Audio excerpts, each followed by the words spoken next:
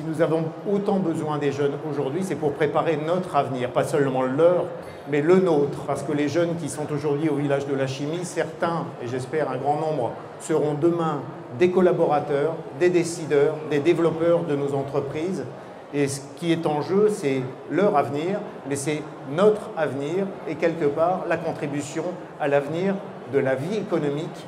La chimie en France, c'est plus de 150 000 emplois. C'est une industrie qui sert toutes les activités, toutes les industries pratiquement, qui sont dans l'activité humaine. La chimie est une science moderne, totalement universelle. Sans chimie, on ne peut pas répondre aux défis alimentaires, aux défis énergétiques, aux défis de santé.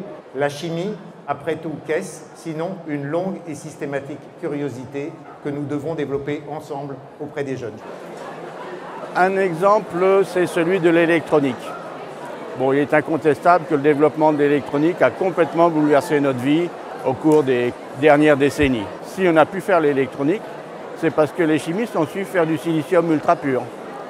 C'est-à-dire prendre la silice, le sable, le transformer en silicium, purifier au maximum de façon à pouvoir faire des semi-conducteurs. Donc le rôle de la chimie est très en amont et les conséquences sont extrêmement importantes.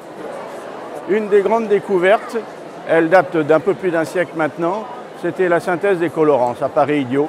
C'était Henri Perkin qui a fait la synthèse d'un colorant qui s'appelait la movéine. Ces colorants, on les a utilisés pour regarder au microscope des bactéries, enfin des tissus biologiques. Et on s'est aperçu que certains d'entre eux tuaient les bactéries. Et ça a été le développement de toute la chimiothérapie, avec un prix Nobel au début du XXe siècle.